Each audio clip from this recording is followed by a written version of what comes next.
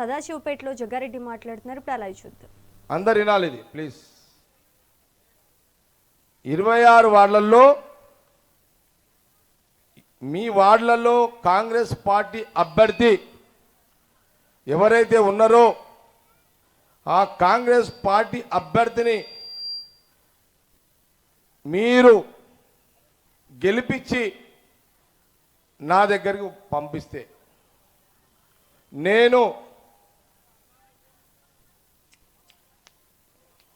నేను నువ్వేం మాట్లాడితే నేను మళ్ళీ నండమ్మా 26 మంది కాంగ్రెస్ అభ్యర్థులను మీ వార్డు నుంచి కౌన్సిలర్గా కాంగ్రెస్ కౌన్సిలర్ని గెలిపించి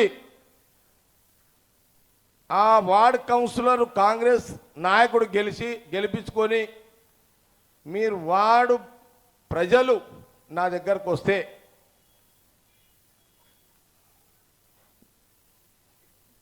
నేను మీ అందరికీ మాటిస్తున్నా,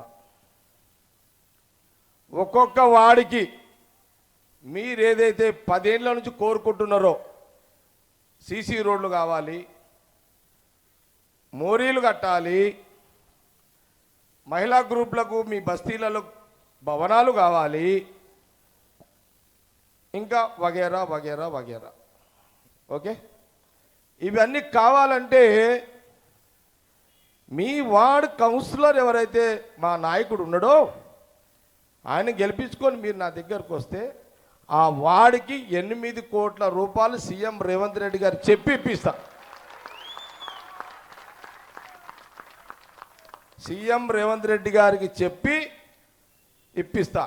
జిల్లా మంత్రి గారు దామోదర్ గారికి, మా వివేక్ మినిస్టర్ గారికి,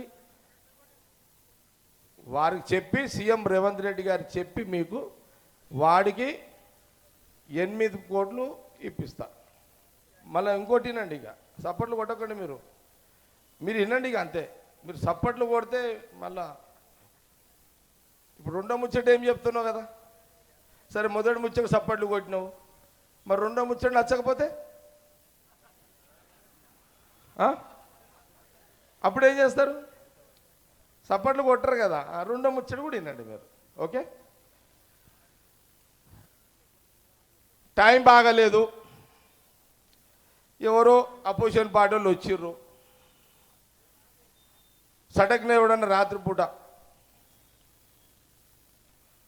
ఎవరో వస్తారు వచ్చి ఇక వాళ్ళ టైం బాగుండి, అపోజిషన్ల కథ చెప్తున్నా, అపోజిషన్ టైం బాగుండి మీ టైం బాగలేక మీ వార్డులో కాంగ్రెస్ పార్టీ అభ్యర్థి కౌన్సిలర్ గఫలతులాగా ఓడగొట్టుకురు అనుకో, ఓడిపోయిన ఆయన నా దగ్గరికి అయితే రాడు కదా, వస్తాడా? ఇది మీకు అర్థమైందా? ఏమా అందరికి అర్థమైందా? గెలిచిన కౌన్సిలర్ ఏమో నా దగ్గరకు వస్తాడు, టక్మని 8 కోట్లు ఇస్తా, ఓడిపోయినవాడు వస్తే నేను 8 కోట్లు వాళ్ళకి ఇక ఇది క్లియర్.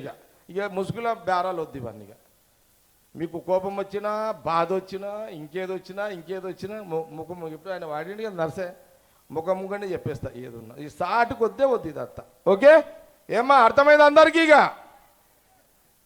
మీ సదాశివపేటలో కాంగ్రెస్ కౌన్సిలర్ ఎవరైతే గెలుస్తారో మీరు గెలిపించుకొని నా దగ్గరకు వస్తారో ఆ వాడికి 8 కోట్లతో నేను అభివృద్ధి చేస్తా.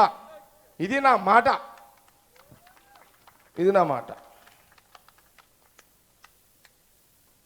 రెండవది, ఇండ్ల స్థలాలు, ఇండ్ల జాగల గురించి మొన్న సిద్ధాపూర్ 2 నెలల కింద మీటింగ్ పెట్టినప్పుడు అక్కడ మీటింగ్కి వచ్చిన వాళ్ళు చేతులు లేపండి ఒకసారి. మీటింగ్కి వచ్చిన వాళ్ళు చేతులు లేపండి, లీడర్లు కాదు, ప్రజలు. ప్లాట్లు కావాలి, మాకు పట్టా సర్టిఫికేట్లు ఇచ్చిర్రు, మాకు పొజిషన్ లేదు అన్న వాళ్ళు చేతులు ఎత్తండి. ఓకే, మీరు దించండి. మాకు సర్టిఫికేట్లే లేవు, మాకు ఇళ్ళ జాగాలు లేవు, కిరాయిలలో ఉంటుండో లేపండి ఒకసారి.